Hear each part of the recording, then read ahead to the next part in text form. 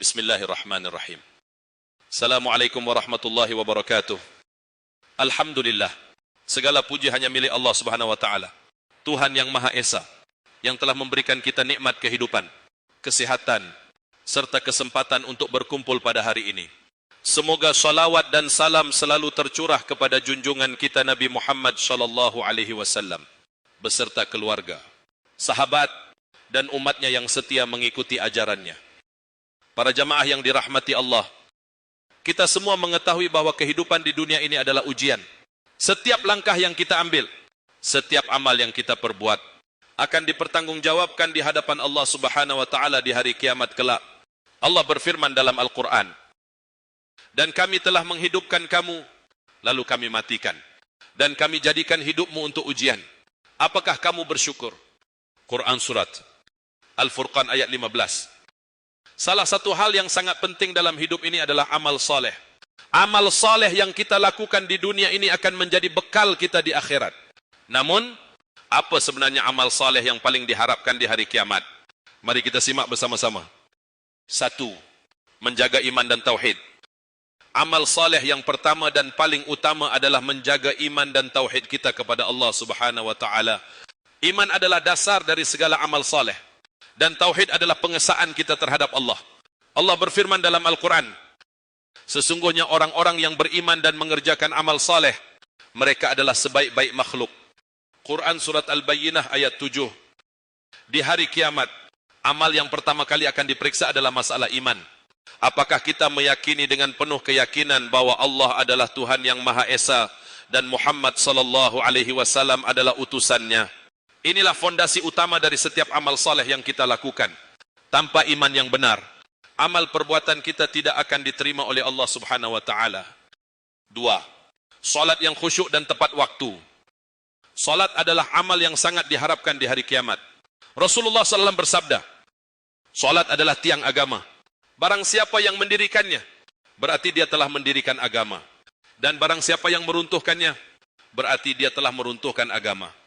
Hadis riwayat Tirmizi, salat merupakan ibadah yang paling utama dan pertama kali dihitung pada hari kiamat.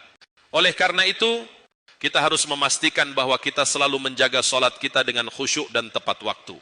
Tidak hanya sebagai kewajiban, tetapi salat juga menjadi sarana komunikasi kita dengan Allah, yang akan membawa kedamaian dan keberkahan dalam hidup.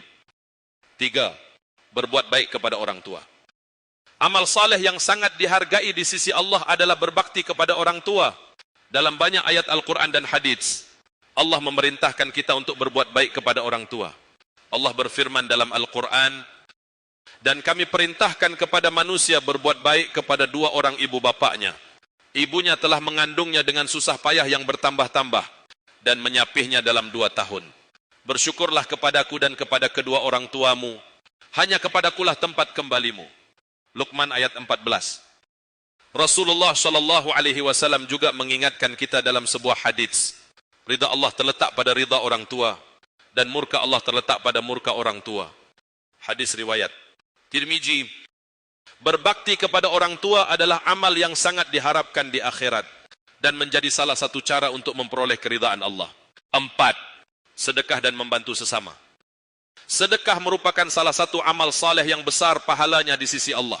Allah berfirman dalam Al-Quran, perumpamaan sedekah orang-orang yang menafkahkan hartanya di jalan Allah adalah seperti sebuah benih yang tumbuh menjadi 7 tangkai. Pada setiap tangkai terdapat 100 butir biji. Quran Surat Al-Baqarah ayat 261. Sedekah yang kita berikan tidak hanya bermanfaat bagi orang yang menerimanya, tetapi juga akan menjadi amal jariah yang terus mengalir pahalanya. Bahkan setelah kita meninggal dunia, amal ini sangat diharapkan di hari kiamat, karena sedekah dapat menjadi penyelamat kita dari azab Allah. 5. Membaca Al-Quran dan mengamalkan isinya. Al-Quran adalah petunjuk hidup bagi umat Islam.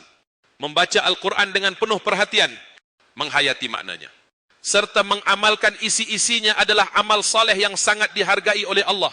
Rasulullah SAW bersabda, sebaik-baik kalian adalah orang yang belajar Al-Quran dan mengajarkannya. Hadis riwayat Bukhari. Al-Quran tidak hanya dibaca, tetapi juga harus diterapkan dalam kehidupan sehari-hari. Mengajarkan Al-Quran kepada orang lain juga menjadi amal yang sangat besar pahalanya. 6. Mengajak kepada kebaikan dan mencegah kemungkaran. Salah satu amal saleh yang sangat dianjurkan adalah mengajak orang lain kepada kebaikan dan mencegah kemungkaran. Allah berfirman, dan hendaklah ada di antara kamu umat yang mengajak kepada kebaikan, menyuruh yang ma'ruf dan mencegah yang mungkar. Quran Surat Ali Imran ayat 104. Menjadi da'i yang mengajak kepada kebaikan adalah amal saleh yang sangat diharapkan di hari kiamat. Mengajak orang lain untuk berbuat baik dan menjauhi kemungkaran akan mendatangkan pahala yang berlimpah. Para jamaah yang dirahmati Allah, di akhirat nanti kita semua akan dihadapkan pada pertanggungjawaban atas segala amal perbuatan kita. Oleh karena itu, mari kita berusaha untuk terus meningkatkan amal saleh kita, baik yang berkaitan dengan ibadah kepada Allah maupun yang berkaitan dengan sesama manusia. Semua amal tersebut akan menjadi penyelamat kita di hari kiamat dan menjadi perantara untuk memasukkan kita ke dalam surganya yang abadi. Semoga Allah Subhanahu wa taala senantiasa memberikan taufik dan hidayahnya kepada kita semua agar dapat senantiasa beramal saleh, dan semoga amal-amal kita diterima oleh Allah dan menjadi sebab kita memperoleh kebahagiaan di dunia dan di akhirat. Akhir kata, semoga kita semua diberikan kemampuan untuk menjaga iman, beribadah dengan ikhlas, dan melaksanakan amal saleh yang paling diharapkan di hari kiamat. Amin. Wassalamualaikum warahmatullahi wabarakatuh.